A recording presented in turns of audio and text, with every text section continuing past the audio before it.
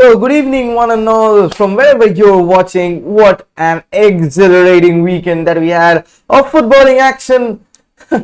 And still, we United fans are in a ring. Do forgive us if we go overboard with still the Cristiano Ronaldo announcement, which is still pending, made to be official. Considering the rumors are what it is, could be official today. He already has passed his medical in Lisbon. He's already a Manchester United player. FPLF app application confirmed, so you can be mighty well sure that it is a done deal, sealed and signed. Before we break, as the title suggests, before we actually break down the entire Cristiano Ronaldo saga from day 1 to day 0, I'll just talk about what happened in the weekend very quickly though.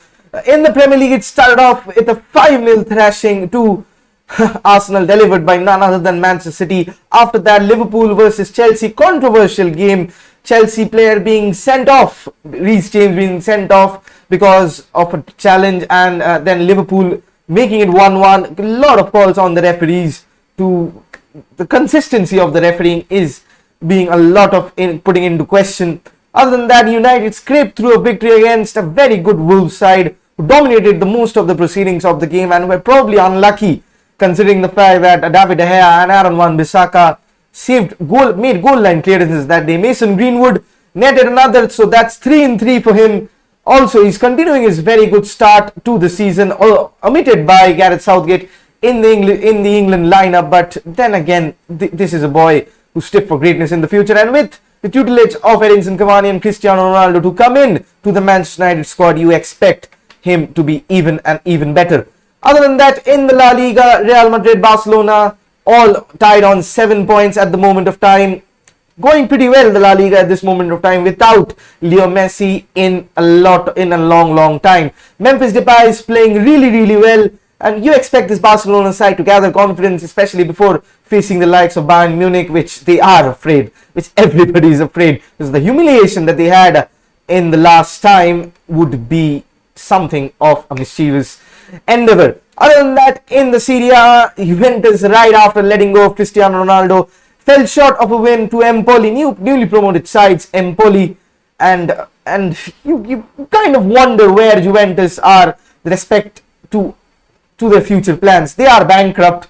Bankrupt is the wrong word. They're out of money probably, and the commitments due to ESL led them to actually banish Cristiano Ronaldo from the team. So we will have a say on that when we actually decipher the whole Cristiano Ronaldo saga.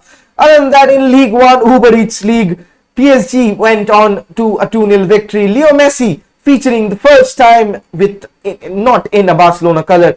It is literally an eyesore to watch Leo Messi dons any other color other than the Blaugrana blue and red. But then again, life moves on. Cristiano Ronaldo and Leo Messi moving in the same window. Messi did come on in the second half. Did not have much of an impact, but it is definitely an absolutely world-beating deal that Leo Messi, definitely alongside Mbappe and Neymar, would be sensational. The deal of Kylian Mbappe is still on hold at this moment of time. Real Madrid bid.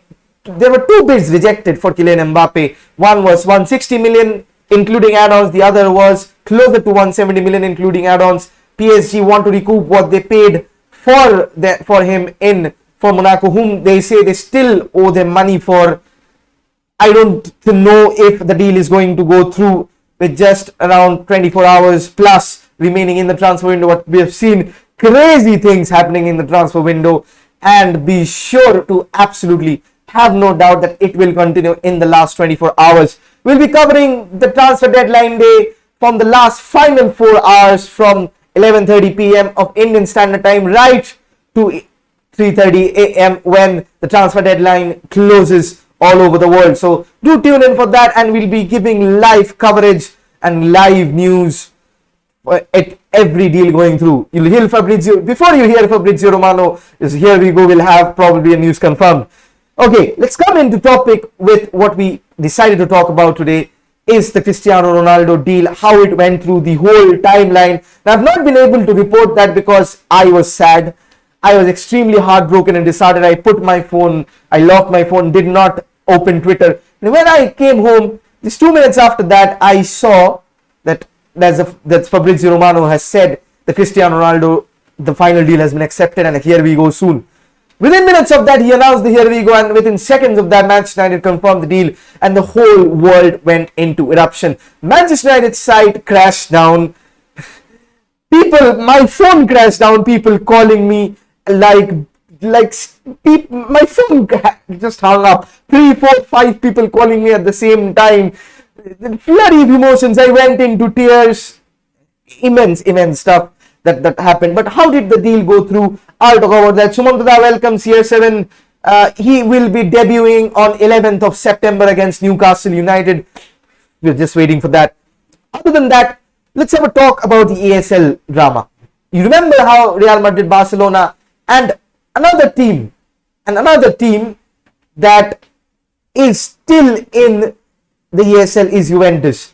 They have received a lot of money from the ESL counterparts and they have not gone back on their deal, and they are out of money. Probably because of that, they owe the ESL a lot of parts, because ESL was signed and they are still in the Champions League and they are not proving any moves for the Champions League to disband, and they move on to the ESL. So they owe still money. So you saw how the Locatelli deal, Juventus dragged over the line so much. Simple deal. Juventus wanted to go for Locatelli wanted to go to Juventus, but the deal was so much dragged.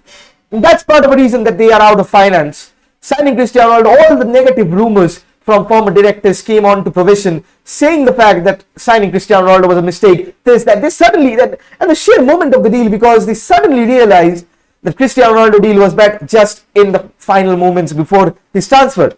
Now, Manchester United, having extended Edinson Cavani's contract, did not want Cristiano Ronaldo, because that is a move that did not make sense, because they already signed Jadon Sancho and renewed Cavani, and bringing in Cristiano Ronaldo for that amount of wages would absolutely have made no sense. So there's a game that happened that Jorge Mendes, what he did was went out and spread the word. PSG was offered, but they still want to keep Kylian Mbappe.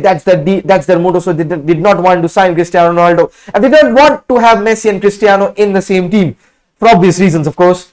Then the only team that are financially capable of pulling off this Cristiano Ronaldo deal is none other than Manchester City. So they had informal talks, no official bid, no contract agreement, but informal talks with Manchester City. Jorge Mendes, not Cristiano Ronaldo, but Jorge Mendes, because Cristiano Ronaldo at that point of time felt betrayed by Juventus and wanted to leave from Piemonte Calcio, from FIFA, and from the old lady in Turin. He was desperate to move because he felt that there was a lot of things going on inside the club, and his paragraph on social media is just because of that. We don't know something which is going on. You hardly see Cristiano Ronaldo, he's trained so much with Juventus, had no intention to move this season. Suddenly, with that paragraph coming in, with so much rumors flowing in, he had taken somewhat of a day at Madrid, not the Madrid fans, but at Madrid. The only sense that he made that he wanted to make the move, and Manchester City was the only club that was supposed to conclude this deal. But without any backup, that is essentially very bad PR, considering when Cristiano Ronaldo, if he moves in the Premier League and if he is available for a move and he moves to Manchester City or any other Premier League club for that moment, and likely Manchester City was the only team that were available to pay his wages, to pay the transfer fee, which they did not want to initially. That is very bad PR for Manchester United. Having seen the backlash that the Glazers faced, so much backlash in the ESL, so much backlash after that, so much protests, the Glazers would have been burnt alive probably if Cristiano Ronaldo went. What Sir Alex Ferguson described, that what Rio Ferdinand described, that all hell would have broken loose if Cristiano joined Man City, willingly or unwillingly, we don't know. Then Manchester United had to step in. They had to do something in the transfer window to win everybody back over. Such a dramatic turn of events. The life comes at entire circle, and Cristiano Ronaldo, even if he was signed, if he went for him, all the Man United faithfuls will be like, sign a DM, who needs Cristiano Ronaldo? But when he's linked with Man City and you sign, he's like, yeah man, we did it, we made such a deal, he's gonna win us the league. You see the whole environment of that signing, scrapping off the financials, is world beating at this moment of time. It broke the Twitter records, it broke the Instagram record, just because of that reason, because he was linked with Man City. And within 24 hours, with the flurry of emotions being played on because of the football world's dominance, that happened so quick, so quick. And that is the reason. And that is the entire timeline. We'll probably have more, we'll probably learn more once Cristiano Ronaldo comes in, more leaks come out easily. But definitely, you heard it first here. There are no reports because of this, but I can vouch for this that Cristiano Ronaldo is probably leaving Juventus, has left Juventus because of some ASL dilemma. Other than that, we'll talk about a few transfer rumors. Essentially, Callum Hudson-Odoi, Liverpool have bid for Callum Hudson-Odoi even after probably there is a loan with obligation to buy. I don't know the exact financials about the deal, but a bid has gone in. We'll wait and see in the transfer window. As Fabrizio Romano quoted, it's going to be hell. Do remember that I'm covering the entire transfer window deadline, final hours from 11:30 p.m. IST right up to 3:30 a.m. non-stop until and unless the transfer window shuts close. We'll have a lot of deals coming your way through. If you're new to the channel, do hit the like and the subscribe button. If you want to support me on my journey, you can donate to the channel in the numbers below. Other than that, Bayern Munich have signed Marcel Sabitzer from RB Leipzig. So like, it's becoming a joke, isn't it? They have Bayern napped Julian Nagelsmann, took on with him Dayot Upamecano, and now their captain, RB Leipzig's captain, in the likes of Marcel Sabitzer. It's absolutely terrible. Elias Moriba, as I'm hearing, is going to join RB Leipzig as a direct replacement of Marcel Sabitzer. The coach of RB Leipzig sees him as probably the person direct fit enough to take on RB Leipzig in that proper number 10 or a box-to-box role that they played. But then again, this team finished second in the Bundesliga last season, and it gets weakened so much that more of what you can say.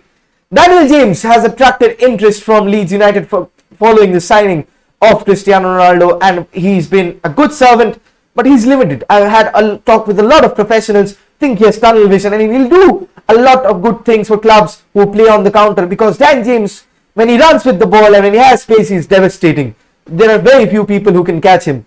But then, when United are not afforded the space in deep blocks, he cannot create, he cannot maneuver some space for himself or for his teammates.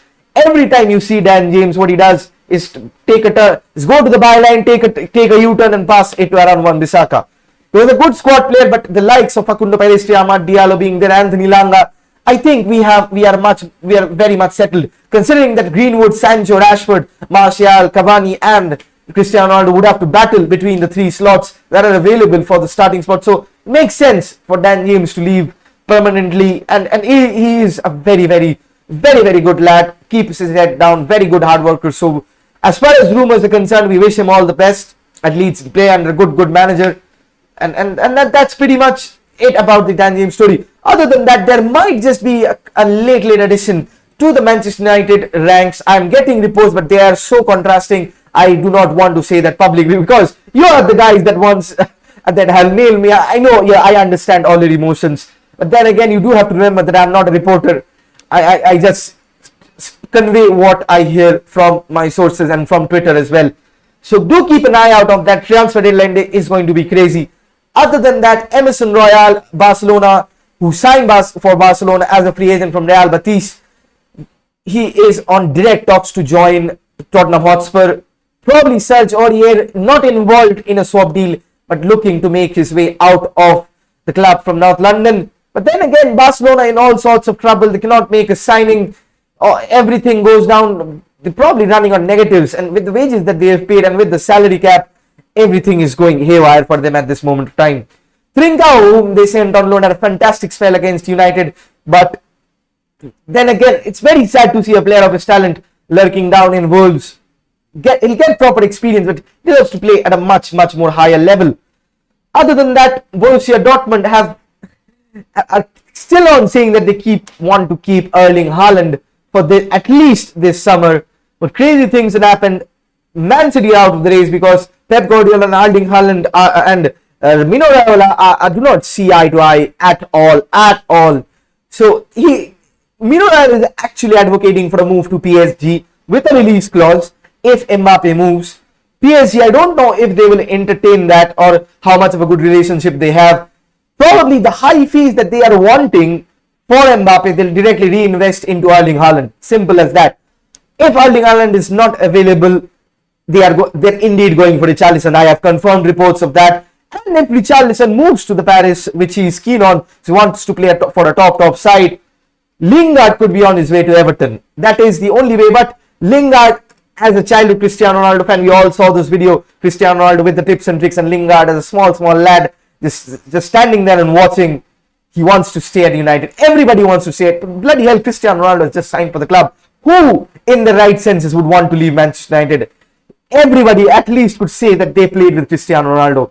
So the likes of Dalot who wanted to leave, everybody, Martial, everybody's content with a place on the bench as long as they get to play with Cristiano Ronaldo. And there is a possibility of a trophy that is coming in. Everybody, like you see Man City, they rotate so many players and they are all happy because they're winning trophies. And Cristiano Ronaldo moves United that much closer to big trophies and potentially very good title challenges. I'll not jinx it, but the fact of the matter is United and City are class apart from the other teams. Maybe Chelsea comes in close, but if Cristiano Ronaldo does what he's been doing all his years, he will probably not get 36 or 29 goals, but if he scores 20 in the Premier League, that's enough to make Manchester United that's enough to make the Manchester United the champions. And he's still, with all the support coming in from Sancho, still yet to find his feet. Rashford coming back in, Bruno Fernandes, Paul Pogba, hot on fire. You see, Cristiano Ronaldo, the chances that we missed, we're creating a lot of chances. Rafael Varane and Harry Maguire, a splendid game against, let's say, a very tricky Wolves side. They'll only improve as their partnership grows. They complemented each other really well. What lacks from Lindelof is the height and the pace, and Varane absolutely brings everything onto the plate. That's the defensive midfield position. I'm getting rumors about a defensive midfield signing. I'll not confirm that as of yet because the rumors are very contrasting. I'll not even say the names. If I get proper news, you'll see me first posting about that. But till then, I'll hold on to this for a bit. Because this is transfer deadline day. Everybody is an ITK right now, so I don't know whom to believe. My sources who have been reliable have quoted me the Dan James story. Probably Edinson Cavani also going to take the number 21, allowing Cristiano Ronaldo to take his number 7. Premier League has approved of the changes. It's Cristiano Ronaldo. You have to absolutely bring in everything that comes to the way.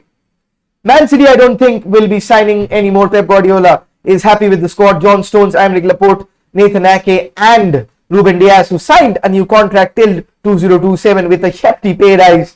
He's absolutely been rewarded absolutely gracefully for his performance as the best defender of the year, as he was felicitated in the Champions League draw in the last term. Other than that, the Saul deal to Chelsea is under jeopardy. Jules Koundé deal, I think Chelsea will get that over the line, and that jeopardizes because Sevilla suddenly wanted something more out of that. Ayu says United need a CDM. United don't even have a DM on their Twitter. So how, I don't know. They need a DM on that Twitter for that as well. But Saul is definitely on the market. So don't be surprised if any club comes in with a loan, but with an obligation to buy. That is the only way that Simeone will let Saul go. He still thinks of him as an important part of the plan, but until unless funds are guaranteed, they'll not let Saul go. Because he's not been featuring in to sign Rodrigo de Paul for something and he replaces Saul directly. So there is something, because Diego Simeone doesn't let his best players go at all until unless the release clause is paid. Fred is pathetic. Of course, water is also wet, so that's nothing new. United value Scott McTominay as a top player this season. He was very much contrasting in the win at Leeds. He was marshalling absolutely everything that day.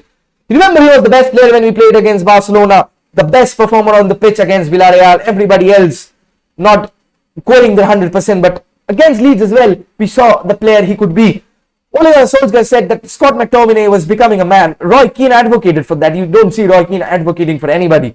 You see Roy Keane advocating for Scott McTominay. Even I feel that he has developed his game a lot, especially him playing at centre back has aimed his defensive roles a lot, because initially he was a box-to-box midfielder. Initially he was a bloody striker at the academy, but he's changed his game a lot. He's strong on the ball. He's very cool on the interception, and I think after his niggling injury he's gone, I think he'll be coming back as a top class player.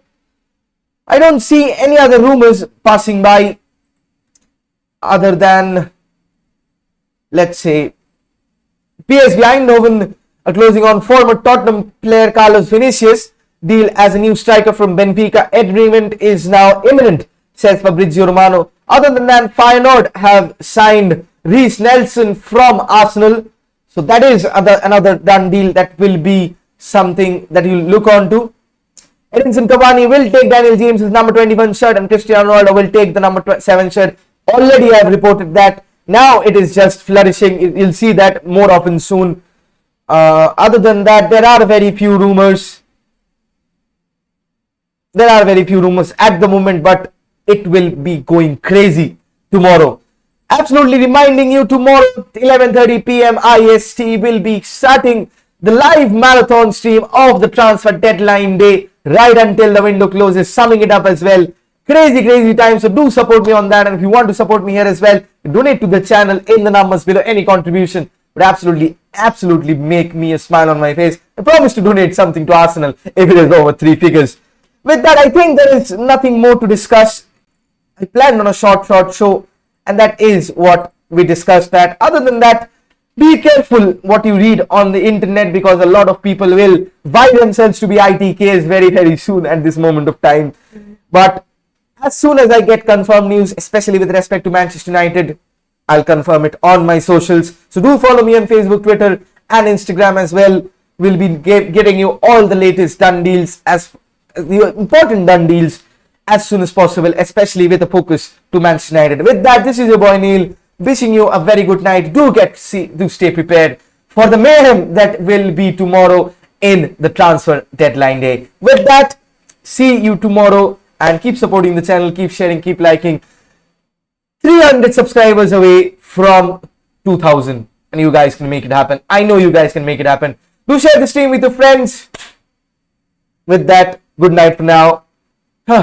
Need to get some energy for tomorrow. It's gonna be absolute mayhem. Good night. See you tomorrow at 11:30 p.m. IST. Do catch it on in live news with the transfer deadline day. Bye for now. Stay safe, stay at home, and get prepared for it's mayhem. It's about to ensue. Bye bye.